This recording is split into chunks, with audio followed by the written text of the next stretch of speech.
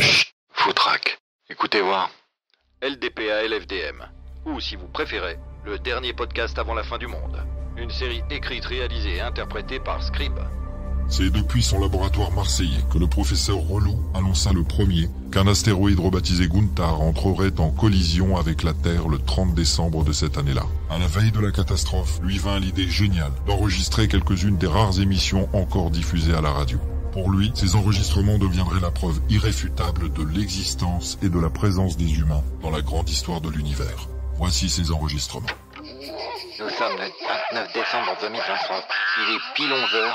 Professeur Didier Relou depuis la Terre. Enregistrement numéro 6, une conférence de presse dans Direct Info que je fais avec le président et c'est un peu moins la star. C'est qui la star à César? France Info, il est 11h, on retrouve tout de suite Étienne dans Info Direct.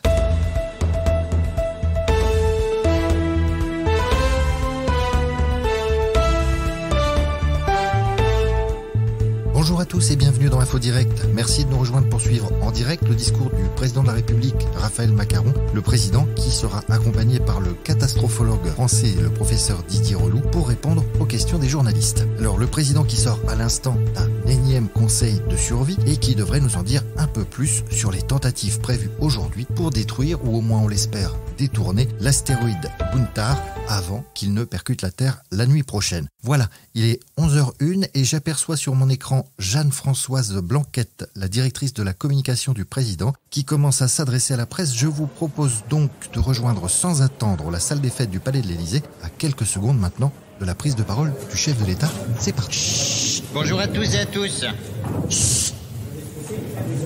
C'est naze, valeur du passé, je vais vous séparer, hein. Bon, alors vous imaginez bien que le président n'a pas de temps à perdre avec vous aujourd'hui. Alors merci de lui poser des questions courtes. Après son discours, vous êtes une soixantaine, donc vous pourrez poser 5 ou 6 questions maximum. Mesdames et messieurs, le président de la République. Allez, on se lève les feignasses. Salut Jeanne-Françoise, comment ça va? Coup-ci, coup-ça ce matin. Bon c'est bien, il y a du monde, non? Oui, mais en réalité, il y a très peu de journalistes. J'ai vraiment pris tout ce que je trouvais pour remplir la salle. Je sais qu'il y a même une délégation de l'ENA qui est là dans la salle. Oui, excusez-moi, c'est parce que je vous ai entendu parler. Juste pour vous dire, nous, on vient pas de l'ENA. On représente l'AN. C'est l'Association nationale des complotistes. On était en congrès à Paris hier pour élire notre président Francis Lulune. Votre collègue, moi, il m'a dit l'ENA. Puis Association nationale des complotistes, ça fait ANC, pas ANE. Bah oui, on n'est pas idiot non plus, on fait ça pour brouiller les pistes. Bon, franchement, Jeanne-Françoise, ENA, Anne, c'est la même chose, non, après tout? Allez, ça va aller, ne vous inquiétez pas. Oui, ben moi, en attendant la clique à Francis Lulune et tout ça, moi, je leur fais pas confiance du tout. Jeanne-Françoise, je parle aux Français tous les jours, alors faites-moi confiance. Ouais, bon, en attendant, interdiction de poser des questions. Vous savez, on s'en posait, c'est des questions. Oui, sinon, pour les télés, vous me donnez un top dès qu'on est en direct, hein. Ah oui, bien sûr, comme d'habitude, hein. Allez, c'est parti. Un peu de silence au premier rang, s'il vous plaît. Bonjour à toutes et à tous. Namasté. Namasté, Jean-Luc. Oui, bonjour. Merci d'être venus aussi nombreux. Bon, on va pouvoir y aller, hein. Namasté aussi, bonjour.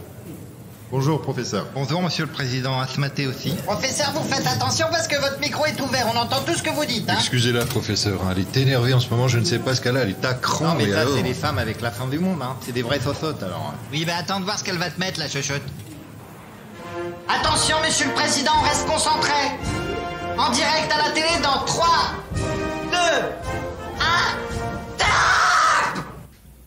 Françaises, Français, mes chers compatriotes, permettez-moi d'abord de vous dire combien mon épouse Viviane et moi-même sommes fiers du courage et surtout de la patience dont chacune et chacun d'entre vous ont su faire preuve ces derniers mois. Et croyez-moi, je sais à quel point vous avez dû forcer votre vraie nature pour que je puisse dire aujourd'hui que vous, des Français, avez pu être patients et surtout courageux. Mais cette attente, parfois longue, interminable, insupportable, prend fin aujourd'hui, mes amis. Car cette fois, nous y sommes. En effet, c'est à présent, dans un peu moins de 15 heures, Voilà, ça passe vite, hein. que notre planète, la Terre, sera intégralement dévastée par un cataclysme d'une violence inédite que l'on nomme, à juste titre, la fin du monde.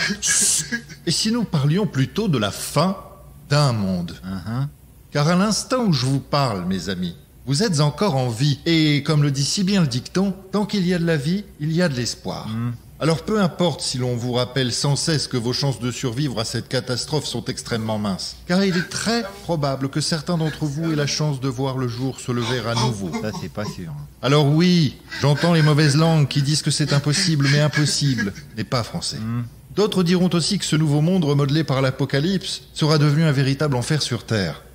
Mais enfin, si vous êtes vivant, quelle importance! Ah bah si, quand même. Et c'est donc pour vous parler d'espoir et de vie que j'ai tenu à prendre la parole ce matin devant vous avec le professeur Didier Relou. Oui, bonjour à toutes et à tous et merci de me donner la parole, Monsieur le Président. Et je confirme donc ce que vous venez de dire, ça va être l'enfer cette fin. Pardonnez-moi, professeur, mais je vais d'abord terminer mon discours et je vous donne la parole juste après, c'est Oh promis. mince, excusez-moi, j'ai cru que c'était à moi.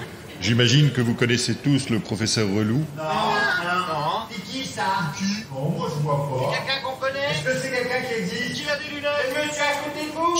Professeur Relou est celui qui a découvert et baptisé l'astéroïde Gunther.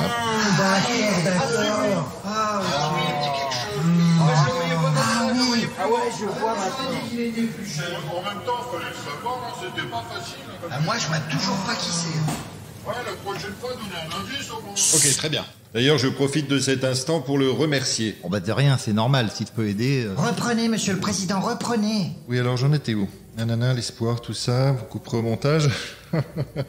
Car enfin, si nous sommes en vie, nous pourrons poser pierre après pierre les fondations d'une nouvelle civilisation.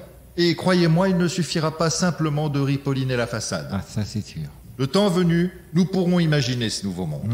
Un monde où l'humanité sera plus résiliente, plus économe en ressources, où l'humanité saura vivre en harmonie avec la nature, où elle saura partager l'espace et ses ressources avec Super. tous les êtres vivants. Oui. Un monde où l'être humain cessera cette course effrénée pour posséder plus que son voisin. Super. Un monde dans lequel les guerres auront disparu. Oui. Un monde où l'être humain n'aura plus peur de celui qui ne lui ressemble pas. Amen. Un monde où la culture sera devenue la principale monnaie d'échange entre les peuples. Alléluia. Et ce monde, mes amis, nous le devons bien à notre bonne vieille terre, cette vieille dame qui nous a tant et tant donné, qui nous a nourris, soignés, protégés, et à qui pourtant nous avons fait tant de mal. Oui, tout cela nous lui devons, car c'est notre planète!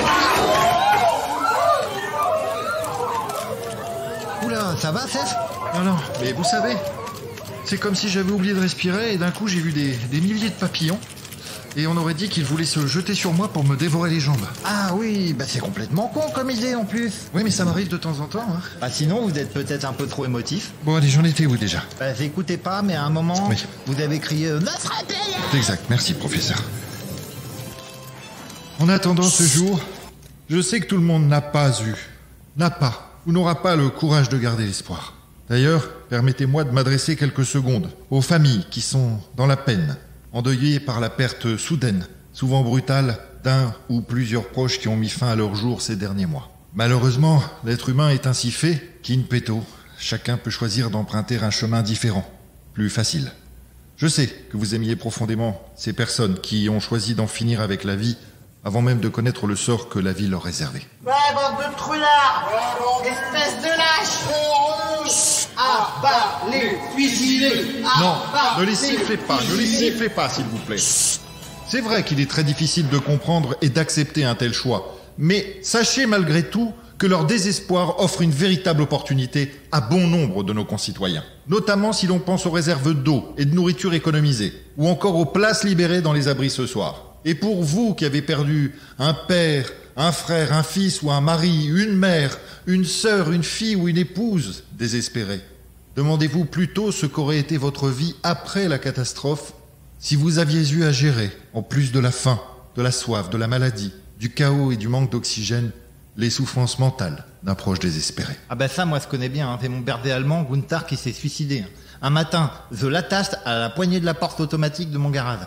Et puis je sors la voiture, comme d'habitude. Hein.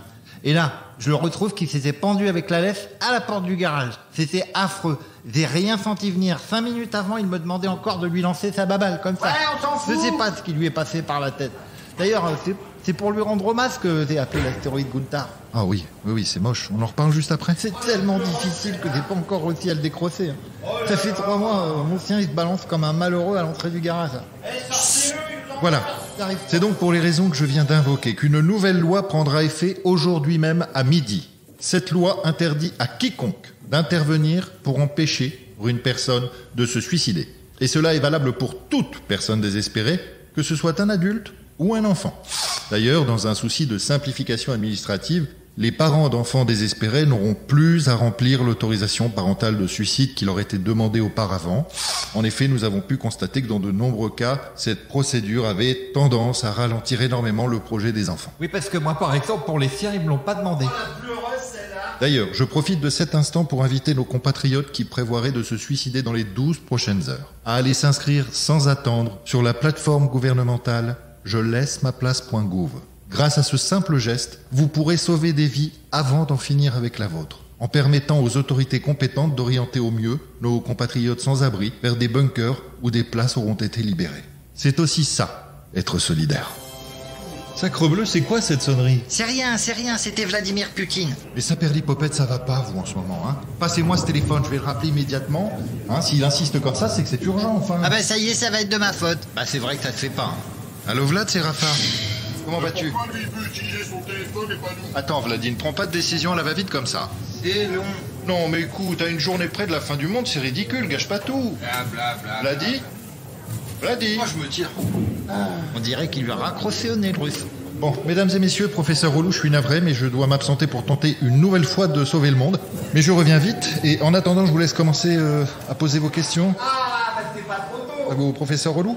Ah bah c'est bien, on va gagner un peu de temps comme ça. Ah ouais, on commence à c'était trop long. Ah bah s'il fallait préparer les questions. Bah je sais pas comment on fait, hein. Bon bah allez-y, posez-moi vos questions. Comment vous vous appelez? Vous le président? Vous la France? Est-ce que Dieu existe? Et si oui, pourquoi? Pourquoi on est ici? Pourquoi après la mort? Quand est-ce qu'on mange? C'est qui a tué Kennedy? Est-ce que je peux aller faire pipi? Parce que moi je vais mourir ce soir. Ça veut dire quoi la fin du monde? Non bah on va pas faire comme ça. Est-ce que c'est vrai que ta Suzanne, c'est mon père? Non, le mieux c'est que vous leviez la main et c'est moi qui vous interrose. Allez au hasard, tiens le grand moss là-bas. Oui toi. Oui, tu prends un micro s'il te plaît. Oui, Jean-Luc Romagneux pour Transinfo. Bonjour professeur, ma question concerne les abris. Une majorité de Français ont construit eux-mêmes leur abri. Avez-vous des données sur leur capacité de résistance à l'apocalypse? Et si oui, avez-vous des estimations du nombre de victimes potentielles dues à ces abris personnels? Merci. Faillot! Non, moi, elle m'intéresse la question. J'ai fabriqué toute seule mon abri. Allez pas, t'es une faillotte aussi? Oh là là, mais taisez-vous. Oui bon alors sachez que j'ai un avis très tranché sur la question, hein, puisque pour moi 99% de ces bunkers, de ces abris do it yourself, c'est juste de la grosse merde. Oui, d'accord, mais alors comment doivent être conçus ces abris, ces bunkers, pour que les gens soient à l'abri?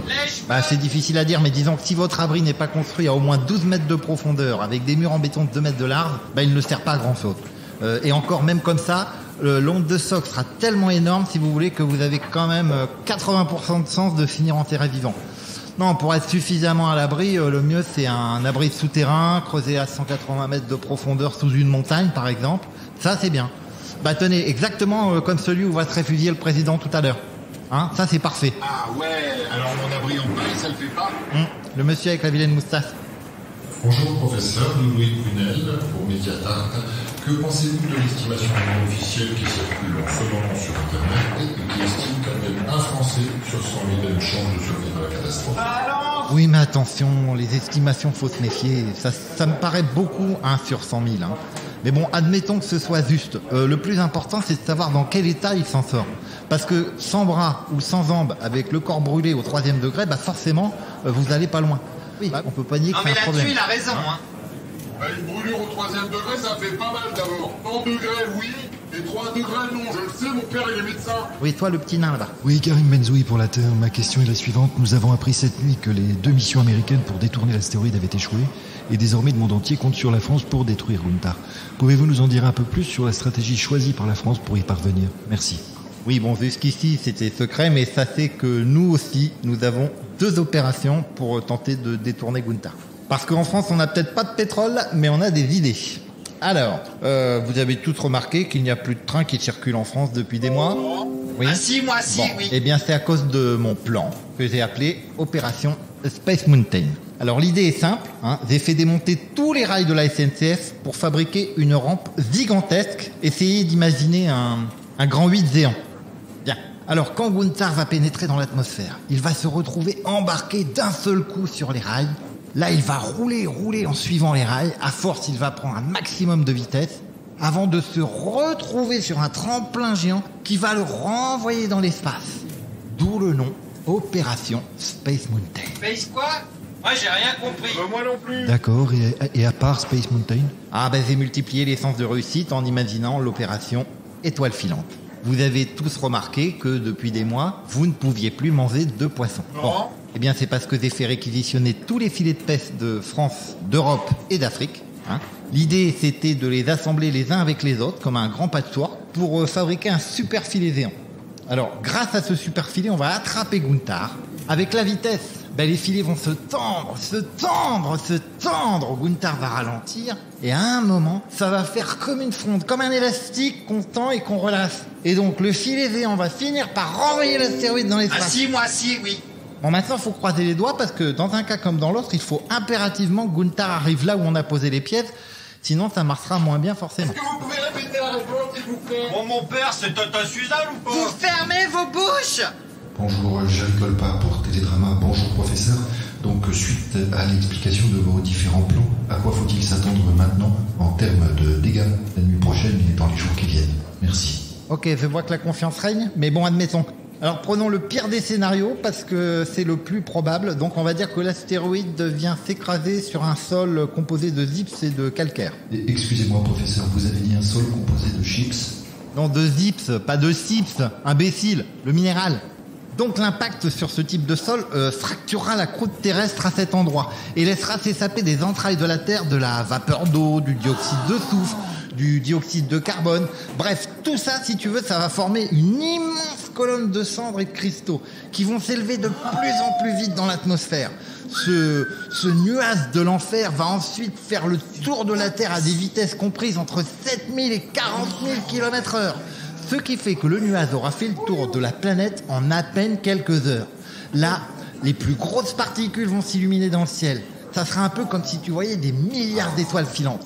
Ça va être très très beau. Mais attention, car ces grosses particules sont fardées d'énergie.